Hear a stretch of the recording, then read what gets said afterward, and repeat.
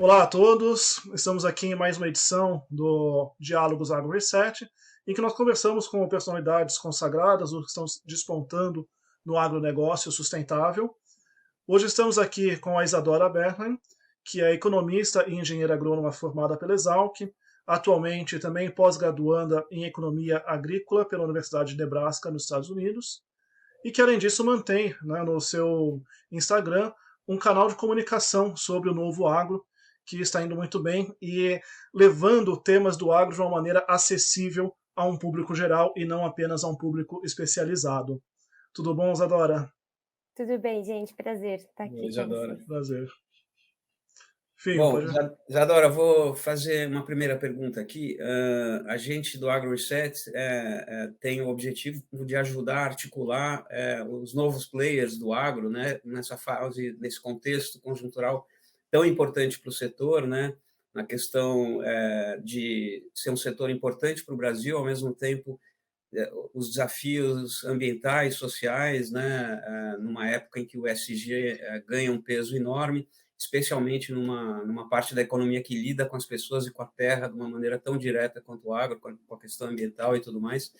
Mas a gente enxerga todo o Hub AgroReset enxerga toda essa circunstância como uma grande oportunidade do agro esclarecer melhor o que ele é, o que ele faz, o que ele não faz, qual o papel que ele pode ter ambiental e na própria bioeconomia, né, como um setor organizado forte do ponto de vista de capital e ciência, como é que isso pode alavancar o nosso potencial agroambiental, né, incluindo aí a bioindústria na Amazônia, de uma maneira que valoriza a floresta em pé e tudo mais, né? Então, olhando um pouco para a tua formação e para a tua geração, né, que está olhando as coisas de uma maneira diferente, colocando você mesmo não sendo uma originária da fazenda diretamente, você está se dedicando ao agro dessa maneira a ponto de influenciar a tua formação aqui no Brasil e agora aí nos Estados Unidos, numa região tão tipicamente do agro, né, e especialmente do agro tradicional. Como é que você, por que você está fazendo o que você está fazendo? Por que você está se formando para esse lado? O que você está enxergando de caminho, de oportunidade? Qual a importância que você dá para o agro e para a economia do agro, especialmente nesse ambiente novo do ISG, a ponto de você estar se dedicando a tudo isso? Eu queria entender um pouco como é que você vê e mostrar para as pessoas por que uma jovem como você está se formando tão completamente e voltada para esse lado. Tá bom, legal. Obrigada pela pergunta, Finho. É bastante interessante e gratificante poder falar do agro. Como você falou, eu não tenho origem no agro, não tenho origem no campo, mas foi na Exalc que despertou, né, essa paixão e eu pude começar a entender como que surge o alimento que a gente tem na nossa mesa, como que existe uma cadeia complexa por trás daquilo que a gente se alimenta, que é baseado tanto no que a gente é capaz de ofertar, assim como naquilo que os consumidores passam a escolher para ter para sua alimentação, né? E o agro, na verdade, também extrapola muito mais do que isso. O agro é energia, o agro é fibra.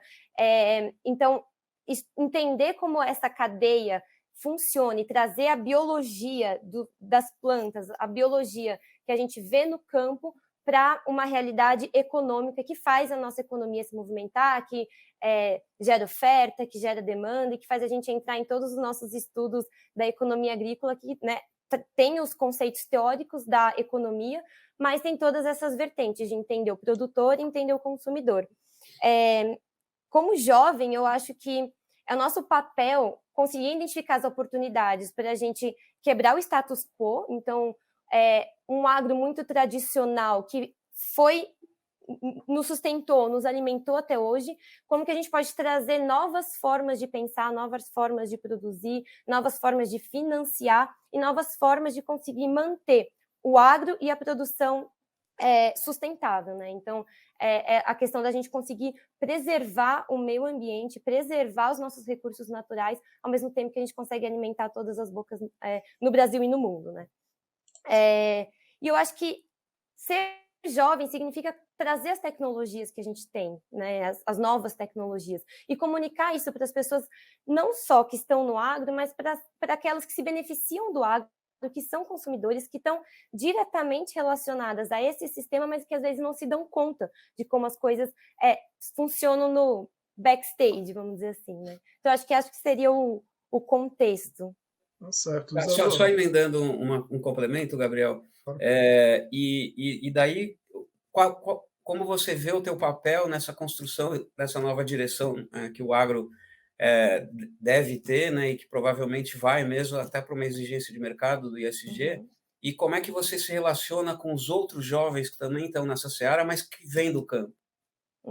Bom, acho que ao longo da minha trajetória, né, então tanto na faculdade, na graduação, quanto depois trabalhando nas empresas, como hoje na pós-graduação, ter esse contato diverso de pessoas de diversas regiões, de pessoas que vieram de famílias que produzem no campo, de pessoas que não produzem no campo, mas que têm o interesse. Então, toda essa diversidade faz com que a gente consiga identificar oportunidades e consiga trazer práticas de um lugar para o outro, né? Então, tá aqui nos Estados Unidos, um dos grandes objetivos é conseguir entender como eles enxergam essa questão aqui e levar técnicas para o Brasil também. E eu acho que dentro do agro, a gente consegue dividir em diversos setores, né? Então, a gente está falando de como o consumidor consome seus alimentos, a gente está falando de como que a gente consegue levar extensão para o produtor rural, porque a parte de educar o campo, a parte de levar boas técnicas é um papel nosso, né? Nossos jovens que estamos trabalhando com a economia agrícola, levar essa questão da extensão rural, então melhores práticas, melhores formas de produzir, de comercializar, de manter os recursos naturais. A gente tem a parte também do profitability das empresas, né? Então, como que a gente consegue traduzir uma gestão, trazer a questão da sucessão familiar para os produtores. Então, acho que a gente tem um papel importante em conseguir fazer com que o produtor ele não seja só bem-sucedido na sua produção agrícola, mas também na sua gestão financeira da fazenda. E esses são alguns dos aspectos que eu acho que um jovem, hoje no agro, tem de oportunidade, e eu acho que aprender isso e estar presente no campo, mas também na teoria, vai conseguir fazer as coisas se encaixarem, se comunicarem. E eu acho que o SG tem um papel fundamental, porque hoje a gente vê o quão importante está sendo a neutralidade de carbono, como a gente está vendo a emissão de títulos verdes. Então, as empresas estão interessadas em financiar uma agricultura mais sustentável, os mercados estão mais exigentes.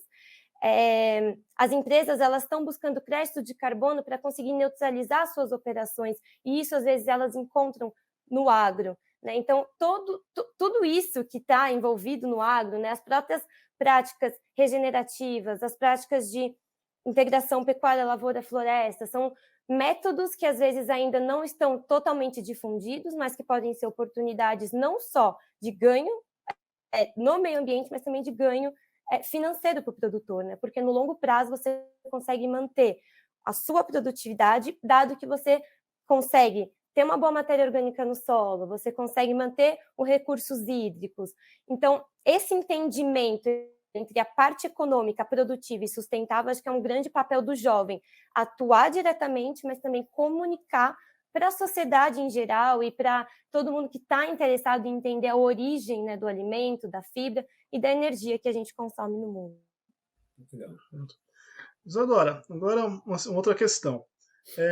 Existem dados da FAO que indicam que a agricultura mundial vai ter que aumentar até 2050 80% da sua produção, e que o Brasil deve ser responsável por metade disso. Tudo isso para conseguir alimentar quase 10 bilhões de pessoas que se projeta que haverá no mundo nessa época. Como é que a gente consegue expandir tanto assim a produção com sustentabilidade? Eu acho que essa pergunta é muito interessante, porque a gente só vai conseguir ampliar a produção com a sustentabilidade, né? Se a gente continua fazendo uma agricultura que só extrai recurso natural e não devolve, isso vai ser insustentável no longo prazo, e a um certo ponto a gente não vai ser mais produtivo.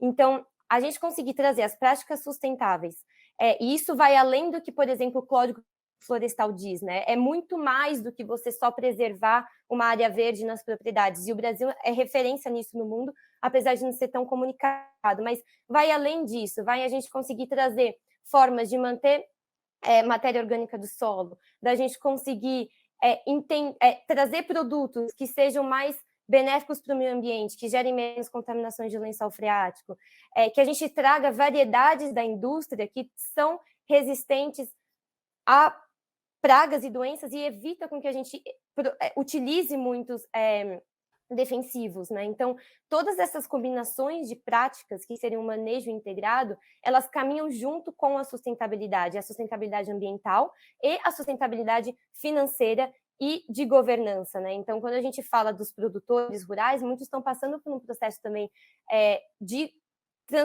transmitir esse legado, essa produção para os seus filhos, para os seus netos. Então, como a gente faz com que essa nova geração que está entrando no agro, seja do ponto de vista, né, de estar no campo, dentro da porteira, fora da porteira, integre essas novas tecnologias. Então, por isso estão surgindo diversas agtechs no Brasil e no mundo. A gente tem um pouco de diferença entre, por exemplo, Estados Unidos e Brasil em termos de configuração de propriedades. Então, no Brasil, a gente, centro-oeste, a gente costuma ter produções muito grandes. Aqui nos Estados Unidos é mais comum a gente ter produções menores, mais familiares, mais diversas propriedades, né? Por outro lado, aqui nos Estados Unidos, a gente tem muito mais data, então a gente tem muito mais informação, o que permite ter dados climáticos, por exemplo, muito mais refinados, o que faz com que, se a gente olhar os números de seguro agrícola, por exemplo, 90% da terra, das propriedades nos Estados Unidos possuem seguro agrícola, enquanto no Brasil isso está em torno só de 10%, porque aqui aqui, né, estão nos Estados Unidos, eles conseguem ter um pouco mais de dados. Então, um dos desafios do Brasil também é esse, trazer dados para que a gente consiga fazer uma análise, um forecast, né, cada vez mais preciso e consiga estimular o seguro agrícola e também o financiamento. Então, novas formas de crédito para a agricultura estão surgindo cada vez mais, principalmente os títulos verdes, né, que são aquele título atrelado a boas práticas. Então, passa-se por um processo de transparência, de entender se essas práticas realmente justificam esse título verde, e isso tem cada vez mais aumentado para fomentar e para financiar o agro. Então, são diversas, né, perspectivas e diversas vertentes que o Brasil já é e tende a ser cada vez mais o celeiro do mundo. Então, como a gente aumenta a produtividade, ou seja, aumenta a produção por área, garante a sustentabilidade do negócio e do meio ambiente para se fortalecer cada vez mais num mundo aí que tende a aumentar em bilhões né, chegando aí até 10 bilhões de pessoas em 2050. E, bom, e toda essa mudança, né, toda essa evolução, na verdade, do agro tradicional, leva muito em consideração reaprender novas técnicas de produção, novas práticas, novos conceitos. Do que você percebe, isso está acontecendo no Brasil? Quer dizer, o produtor tradicional, ele está conseguindo fazer essa transição, ou isso está tudo na mão de novas gerações? Como é que você enxerga isso, essa transição? Não, eu acho que isso não está só na mão das novas gerações, eu acho que a diversidade de gerações também é uma diversidade importante e que a gente precisa adequar como a gente se comunica com os nossos diversos públicos. Então, fazer com que todo mundo converse, né, e tenha um diálogo para a gente enfrentar esses desafios é fundamental. Eu acho que os desafios, eles existem e eles conseguem ser enfrentados quando a gente traz a diversidade para ter esses diferentes pontos de vista. Eu acho que cada vez mais o produtor ele tem olhado para novas técnicas com um carinho maior, especialmente porque tem sido uma onda cada vez mais forte, né? É claro que a gente vai encontrar resistências e a parte da extensão rural é fundamental justamente para educar o produtor em relação a como executar algumas operações. Então, sei lá, se a gente for pensar em executar um manejo de refúgio, né? A importância disso, a importância do uso de EPIs. Mas isso é falar de forma generalizada. A gente tem os mais diversos tipos de perfis de produtor, né? Grandes, pequenos, familiares, corporativos. Então, eu acho que conversar com as gerações mais velhas tem sido cada vez mais fácil, tanto para a gente com eles, quanto eles com a gente. E eu acho que as soluções, elas falam por si só, né? Então, quando a gente vê que uma agtech consegue apresentar de forma super clara, num dashboard, todas as informações que estão por trás, né? A capacidade que a gente está tendo no agro de levantar dados, que antes a gente não tinha, que hoje a gente passa a ter com sensoriamento remoto, com agricultura de precisão, né, com diversas técnicas que estão sendo introduzidas, o benefício ele vem sozinho, porque se percebe o quão valioso é conhecer a propriedade, vamos dizer, na palma da mão, né? Então, eu acho que isso é um dos fatores também, mas existem diversas outras formas de diversidade que eu acho que é fundamental no agro. Perfeito. Ainda nessa questão, né, você falou que só será possível aumentar a produção com sustentabilidade.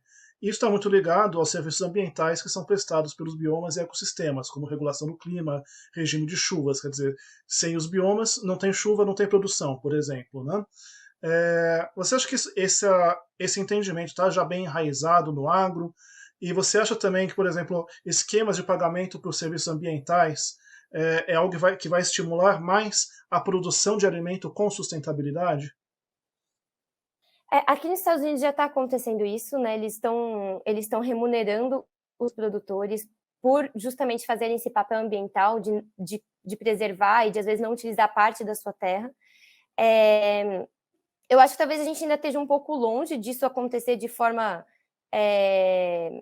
geral no Brasil, mas eu acho que a gente tem caminhado muito em relação a como que é importante a gente manter os recursos naturais e a gente trabalhar de forma sustentável no agro.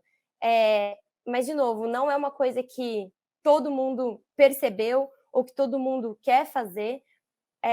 Por isso que essa parte de comunicar o agro é tão importante, né? Para a gente poder realmente trazer dados. Eu acho que tudo acaba voltando para os dados, né? Quando a gente vê aqui nos Estados Unidos, o forecast que eles têm de clima, por exemplo, é muito preciso. Os dados que eles conseguem levantar, o número de estações meteorológicas que eles têm é muito grande. Então, consegue-se entender melhor para onde se vai caminhar, muitas vezes. Mas eu acho que, de forma geral, ainda há diversos desafios a serem enfrentados nesse sentido. De conseguir trazer para os produtores, não só para os produtores, mas todo mundo envolvido na cadeia, a importância da preservação, né? Eu acho que a gente está caminhando cada vez mais para isso. Queria pegar uma carona nessa resposta.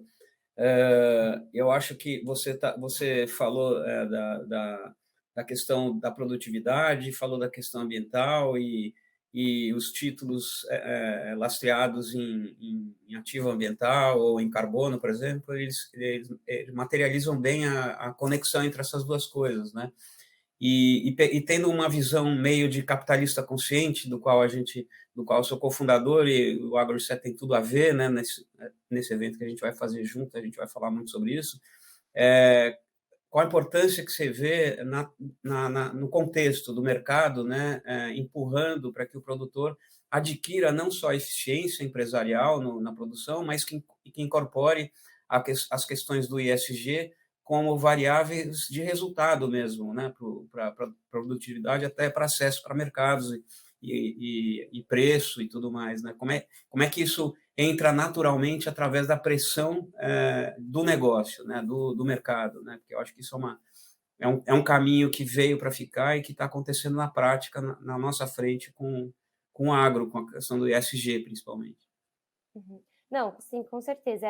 A gente vê que os mercados estão cada vez mais exigentes, né? E o Brasil, como grande exportador, tem se adequado cada vez mais a essas práticas. Então, quando a gente vê os esforços que as grandes indústrias têm de conseguir mapear a cadeia, né? Seja através de blockchain, através de diversos mecanismos, nem sempre é uma coisa fácil de se fazer, né? Então, quando a gente pensa em soja, por exemplo, a soja não vem com QR Code em cada grão. Então, existe um trabalho, né, cada vez mais direcionado para a gente conseguir trazer uma cadeia que garanta a compliance socioambiental, né, não só ambiental, mas também social. Eu acho que o ESG ele vai ser e já está sendo cada vez mais um fator binário entre investir ou não investir. Então, se uma empresa não tiver o compliance ESG, simplesmente os investidores não vão investir, essa pessoa vai estar automaticamente fora do mercado. Eu acho que o agro vai perceber isso cada vez mais. E o agro ele tem um papel fundamental, né, na questão da preservação. Então, ele tem esse papel-chave nas empresas que são ESG, em ser uma empresa ESG. Quando a gente olha, por exemplo, recentemente, semana passada, a Microsoft comprou milhões de dólares em créditos de carbono para neutralizar suas operações. Mas eles ainda têm dificuldade em encontrar créditos, justamente porque eles precisam de 100% de compliance para garantir que aquele crédito de carbono realmente está atrelado a boas práticas. Então, quem não tiver boas práticas não vai conseguir financiamento no agro, né? Então, acho que isso é importante cada vez mais ficar claro, porque automaticamente essa pessoa já vai estar fora do mercado, não vai encontrar o seu mercado consumidor. Então, o ESG ele não só é fundamental, como ele vai ser pré-determinante entre um produtor conseguir um financiamento e não conseguir um financiamento. Perfeito. Agora, avançando para uma outra questão aqui, o Brasil muitas vezes é chamado de o celeiro do mundo. Né? Há dados da Embrapa que mostram que a nossa produção é capaz de aumentar 1,2 bilhão de pessoas no mundo, o que dá basicamente 15% da população mundial. Apesar disso, há dados recentes do IBGE que mostram que 41% da população brasileira hoje, nessa situação de pandemia, claro, gravado pela pandemia, estão em situação ou de fome ou de alguma insegurança alimentar. Ou seja, a questão da fome e da insegurança alimentar não é uma questão de produção. A gente produz muito mais do que o necessário para alimentar a nossa população. É uma questão de acesso.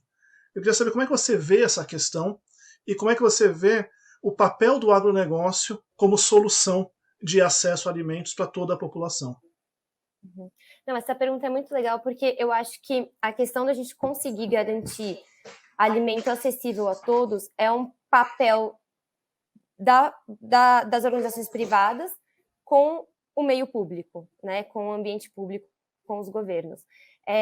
Então, ao mesmo tempo que as políticas públicas, as políticas agrárias precisam ser voltadas a manter estoques mínimos no país, né? Eu acho que isso é importante ser discutido, mas eu não acho que é a exportação que tenha levado à falta de acesso de alimentos, né? Eu acho que a falta de acesso aos alimentos ela é muito mais causada por uma má distribuição. Então, a gente vê também que existe um grande número de desperdício de comida no Brasil, né? Isso é um número bastante alto, principalmente no que a gente fala de pós-colheita. Então, eu acho que existem essas dimensões, né? A dimensão do consumidor, então a gente tem desperdício no pós-colheita, o quanto a gente consegue reduzir esse desperdício.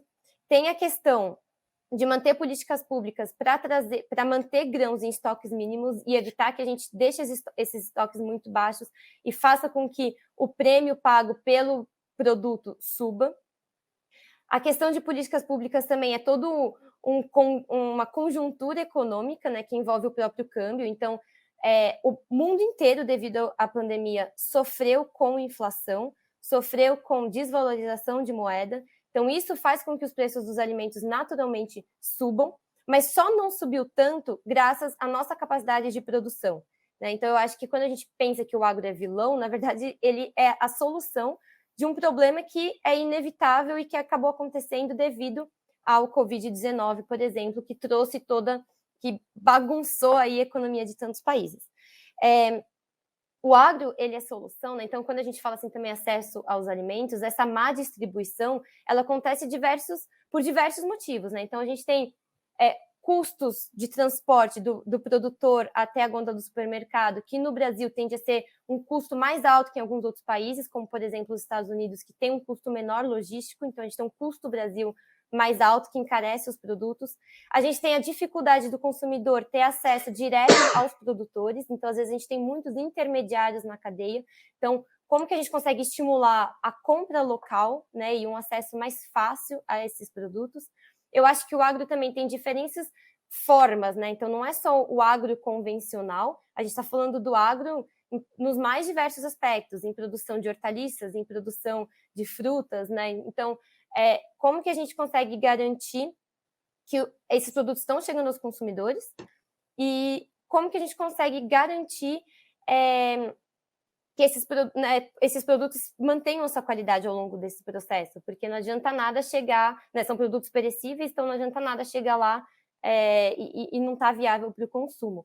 Agora, se a gente pensa, por exemplo, na cesta básica, grande parte dos produtos da cesta básica são produtos que tiveram passagem pela agroindústria, né? Então, a capacidade de gerar alimentos baratos é graças ao agro, né? E muito disso vem da produção de grãos, né? Produção de milho, produção de arroz, produção de feijão, que conseguem garantir a cesta básica.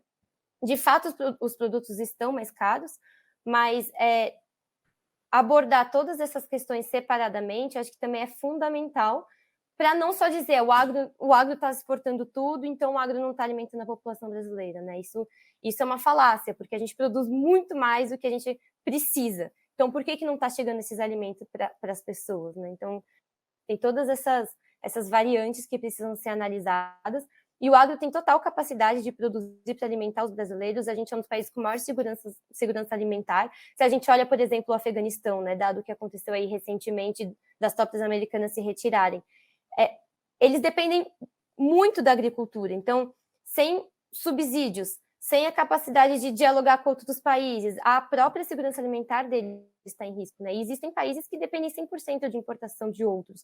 Então, a gente está muito bem nesse sentido, mas realmente a gente precisa conversar, né, conseguir ter esse diálogo entre o que, do ponto de vista de política pública, é preciso ser feito e o que a indústria consegue fazer para, de repente, chegar a esses alimentos de forma mais acessível, né? Não só a agroindústria, mas toda a cadeia até a gôndola dos supermercados. Quero pegar uma carona aqui, Gabriel. Isadora, você falou de soja, de alimento. A gente tem uma série de dados também, que você falou que é muito importante, né? No Brasil, quer dizer, você pega o desperdício de alimento, tem gente que fala de 30%, tem gente que fala de 40% do total acaba sendo desperdiçado. A gente pensa, por exemplo, num volume de terras degradadas, que não tem floresta, não tem um bioma importante, são pastos largados, tal, bem maior do que a área total de plantio que a gente tem hoje na agricultura, né? Quer dizer, daria para dobrar ou até talvez triplicar sem derrubar uma árvore e tal. Tem uma outra informação que eu acho que é importante também, que das 6 milhões e meia, mais ou menos, de propriedades que a gente tem no Brasil, 4 milhões são de pequenos proprietários que nem estão organizados em cooperativas, tal, e estão meio ao Deus dará. E o interessante é que a parte do agro que produz alimento para o ser humano, né, que não produz só carne e soja, tal, embora todos tenham sua importância, são desses pequenos proprietários, pequenos produtores, né? Quer dizer, tem muita coisa para mexer aí, né? Fora o fato de que tem dinheiro para investir nisso tudo, e você é um exemplo de que a gente está se equipando com competência para melhorar essas coisas, né? Como é que essa salada desses dados todos pode se transformar numa otimização empresarial includente, né? E que dê importância para a questão do alimento também, né? A gente tem a situação está aí, né? Ela precisa ser mexida, né? Como a gente está tentando fazer aqui com o agro em direção ao ESG no Agro Reset. E daí tem um desafio proporcional aí para a tua geração, né? Sim, eu acho que um dos fatores que eu tenho muita curiosidade de ver aqui nos Estados Unidos como funciona é a capacidade que eles têm de formar cooperativas. Então, existe um programa de extensão aqui dentro da universidade mesmo, que eles conseguem identificar produtores que precisam de ajuda para comercializar os seus produtos ou que têm produtos em comum, e eles conseguem agregar eles e criar cooperativas. No Brasil, o cooperativismo é muito forte, né? A gente tem muitas cooperativas muito fortes no Brasil, principalmente no Sul, a gente tem no Centro-Oeste, mas existem ainda produtores que não estão associados a essas cooperativas. Então, como a gente consegue identificar esses produtores para que eles se unam e consigam ter, de repente, maior capacidade de armazenagem dos seus produtos, maiores fontes de financiamento, maiores poder de negociação com a própria indústria de agroquímicos, né, dependendo de como for a produção que eles estão voltados, aquisição de sementes de boa qualidade. Então, eu acho que isso é um fator interessante para ser discutido e para levar para o Brasil em termos de desenvolvimento econômico. Ao mesmo tempo, eu acho que realmente a importância de conseguir conectar o consumidor com os produtores locais. Já existem aplicativos que visam fazer isso, mas existe muita ainda assimetria de informação nesse mercado, então eu acho que como que a gente consegue garantir que os consumidores saibam que esses produtores existem, que os produtores encontram um mercado para escoar os seus produtos, então esse é um desafio que realmente precisa ser atacado. A extensão rural tem um papel muito importante também em orientar esses produtores no sentido de como eles gerem as fazendas, né, os sítios, as fazendas. Ainda se confunde muito o que é finanças pessoais ou finanças da família, se for uma agricultura familiar, né, que mais 50% da renda vem da produção agrícola. Então, como que a gente garante que eles estão sabendo gerir o negócio da melhor forma? Às vezes a gente se depara com casos em que as coisas são misturadas, são mescladas, não existe um discernimento do que é finança da empresa e finança da família. E quando existe a possibilidade de ajudar nesse sentido, a gente já vê como eles conseguem dar uma reviravolta no negócio. Eu acho que existe também a questão, né, você comentou dos biomas. Existem, sim, passos degradados no Brasil, existe a necessidade da gente fazer a conversão de áreas, a tecnologia entra aí também muito nesse sentido para conseguir trazer uma pecuária mais intensiva e menos extensiva. Algumas áreas de pastagem degradada, né, de áreas degradadas, não são aptas à agricultura, então conseguir identificar via imagens de satélite, via todas as ferramentas que a gente tem de quais áreas exatamente a gente está falando, que de repente, né, se conseguiria fazer algum tipo de conversão. Existe também essa questão, o problema de, principalmente no norte do país, né, de quais são as áreas que, de fato, são áreas que a gente conhece a titularidade, então não é sempre que isso acontece, e isso acaba gerando oportunidades para garimpeiros, né, invadirem terras, para o garimpo acontecer, né, de forma descontrolada, até para o próprio desmatamento servir como uma forma de pedir a posse da terra. Então, como a gente garante que esse tipo de prática não vai contaminar o agronegócio, né? Porque hoje o agro ele é um agro muito estruturado, muito profissionalizado, mas a gente sabe que existem, infelizmente, casos que fogem dessa nossa capacidade de identificar o problema, e depois a gente pode falar mais disso em relação a terras de ninguém, né, que a gente sabe que tem no Brasil, mas em relação, né, de volta aos pequenos produtores,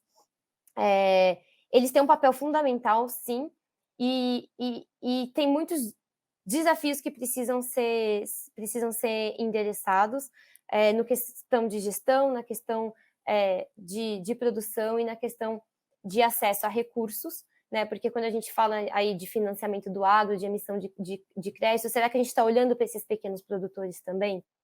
Né? Será que a gente está... Como que a gente vai confiar que eles vão ser bons pagadores, né? Então, como que a gente garante que em cooperativas eles talvez tenham um poder maior de conseguir esse financiamento? Então, dá para a gente ficar falando aí um monte de coisa, mas acho que são alguns dos aspectos que dá para a gente endereçar. Nossa. Já avançando, você comentou, né, das terras de ninguém, né, que são 17% das terras brasileiras são terras que não se sabe quem é o dono, né? Ninguém sabe a quem pertence. Sim, uhum. E eu queria que você explicasse um pouco mais assim, o que se sabe dessas terras de ninguém e qual que é a importância delas para o agronegócio. Sim. Bom, para entender essa questão, né, eu acho que tem que voltar um pouco na história, porque no passado, na década de 70, o governo ele incentivou que a região norte do país fosse ocupada e incentivou esse desenvolvimento, né, inclusive para a construção da Transamazônica, por exemplo, e de diversas outras obras de infraestrutura. Então, o governo literalmente financiou para que as pessoas fossem para essas áreas, deu terra para essas pessoas, só que a partir de um certo ponto, isso começou a ser descontrolado, uma vez que nem toda a terra tinha uma designação específica. Então, áreas que não eram nem da União, não eram nem dos estados, então não pertencia nem à federação e nem aos estados, mas ao mesmo tempo não eram áreas privadas, ou nunca foram demarcadas como uma área de preservação ou uma área de terra indígena. Então eram áreas que começaram a ser expandidas para além daquelas que o governo cedeu, justamente porque as famílias cresceram, a população cresceu. E o que começou a acontecer muito foi que as pessoas começaram a identificar formas de produzir, né, e de ganhar dinheiro através da terra. Então, as produções foram aumentando, a ocupação foi aumentando. E não se tem um marco inicial de a quem aquela terra pertence a partir de qual ponto, né? Então, às vezes, hoje, eu falo claim, mas pedem o direito da posse, mas não existe o título da terra, não existe uma titularização. E essa comercialização de terra começou a se intensificar, principalmente na região do que a gente fala Amazônia Legal, mas isso é muito mais forte no estado do Pará hoje em dia. Então, você imagina, você compra uma terra que está há 20 anos com alguém, só que aquela terra nunca teve um título, você só tem a posse dela. 20 anos depois, você vai dizer que aquela terra é sua. Então, qual é o marco inicial que vai dizer de quem a terra realmente é? E um dos grandes problemas, né, que se desenvolveu a partir disso foi que, identificando essa oportunidade de obter terras, começou o desmatamento ilegal, porque começou-se a desmatar para poder dizer, não, eu estou produzindo aqui nessa terra. E aí que se deu a origem dos garimpos, né, e que acontece até hoje. Então, a dificuldade que a gente tem no Brasil é dizer qual que é o marco legal para poder identificar se essa terra é uma terra da União, é uma terra privada, ou até permitir uma demarcação de área indígena ou de área de conservação, e como a gente evita, ou pelo menos impede que esse movimento continue acontecendo, né? O movimento de desmatar, o movimento de garimpar a terra. Certo, Isadora. Muito obrigado. Enfim, você tem Deixa eu alguma só fazer questão? uma última rápida questão, então, Gabriel. Depois a gente vê se dá para se cabe. Não, porque eu acho que é uma coisa importante derivada desse assunto, que é o que eu chamo do crime organizado do roubo de terras públicas, né? Mais conhecido como grilagem, porque as pessoas acham que grileiro é aquele caipira que põe a cerca um pouco mais para lá, e, na verdade, é um crime organizado tão sofisticado quanto o tráfico de armas e tráfico de drogas e tudo mais, né? É um negócio bilionário e ilegal. E há uma confusão muito grande na população daquilo com o agronegócio, né? Porque quando no processo do roubo da terra tem uma parte em que eles plantam capim, jogam boi em cima para fingir que é uma propriedade produtiva e vender. Mas eles não são do agro, né? E aquele pessoal que taca fogo na Amazônia, que corta a reserva legal e tudo mais, né? Porque são bandidos e estão querendo vender terra pública. E isso dá uma confusão geral no entendimento da população em relação ao agro e é o papel que ele tem ou não tem de positivo e negativo em relação à questão ambiental. E tem muito o que dizer isso, né? Porque não adianta dizer que o agro é pop sem explicar esse tipo de coisa, né? Queria saber o que você acha disso. Uhum. Então, essa questão da grilagem é fundamental. Eu acho que até eu acabei confundindo o termo, mas um dos motivos que eu quis dizer era grilagem, acho que eu confundi aí com garimpo, né? Acabei misturando as palavras. Mas tem garimpo difícil. legal também. Faz Sim, parte sim, dessa tem também, indústria. mas o garimpo e a grilagem, eles estão intrinsecamente relacionados, né? E um dos fatores que mais tem no Pará, na verdade, é a questão, além do garimpo, da grilagem, né? Então, é bom discernir que uma coisa está ligada à outra, mas não são a mesma coisa. E isso é um problema extremamente sério para o agronegócio, né? Porque, de fato, eles contaminam a cadeia e, às vezes, a gente não consegue ter a rastreabilidade necessária para garantir que aquele boi, que aquela soja não veio de uma área como essa. Muitas vezes acontece também de um produtor ele ter uma área legalizada pelo IBAMA, de acordo com o Código Florestal, mas, de repente, ele tem uma outra área e ele passa produto dessa área para uma área que está em conformidade e comercialize. Às vezes a gente não consegue ter a rastreabilidade que de fato veio de uma área que estava embargada, por exemplo. Mas isso é uma minoria no agronegócio. Existem esforços absurdos da indústria para conseguir trazer informação de toda essa cadeia, né? Como eu falei, a soja, o boi não veio com um QR Code. Seria muito bom se viesse, mas são produtos comoditizados e que muitas vezes eles acabam se misturando na cadeia. Parece ser simples, você sabe de quem você compra, mas a cadeia ela é longa, né? A cadeia é viva, o Brasil é gigantesco, não é fácil conseguir monitorar toda a área, toda a extensão brasileira, pelo menos com os recursos que a gente tem hoje. A extensão do território brasileiro é muito grande, então a gente tem milhões de imagens de satélites para conseguir identificar o Brasil, a gente tem computadores avançadíssimos para conseguir entender de um período para o outro se houve mudança, né, na configuração da paisagem. Não é uma coisa simples de se fazer. Mas só pegando o Mas gancho a disso que gente... você está falando, a necessidade da rastreabilidade acaba virando também uma oportunidade para as agrotechs que estão desenvolvendo o mecanismo para fazer isso, né? Até Sim, nisso não, tem com certeza. oportunidade. Tem oportunidade em tudo. Eu acho que falta muito volta à questão dos dados. Então, quanto mais a gente conseguir trazer dados, mais a gente vai conseguir identificar os problemas, cortar os problemas, encontrar soluções, né, e tirar do mercado essas pessoas que não estão em conformidade, que é o que o agronegócio visa fazer e quer fazer cada vez mais. Maravilha. Então, realmente é um problema sério que a gente tem de desmatamento hoje. Também cabe ao meio público investir em fiscalização. A gente viu que teve, né, reduções de investimento em relação à fiscalização. Isso é importante, mas é um papel da agroindústria, né, já que a gente não consegue cobrir todos os lados, a agroindústria está firme e forte, investindo cada vez mais para conseguir fazer, mapear ponto a ponto da cadeia e garantir que o consumidor está consumindo um produto que não vem de área desmatada, que não vem de área legal, que não vem de uma área de grilagem. E a gente vai trazer cada vez mais informação e dado para chegar aí no 100%. Hoje não é 100%, mas no futuro vai ser. Perfeito, Isadora. Muito obrigado, viu? Muito obrigado, Isadora. Esclarecimentos Eu ótimos. que agradeço, gente. Muito obrigado mesmo. Legal. É um prazer conversar com vocês. Muito legal.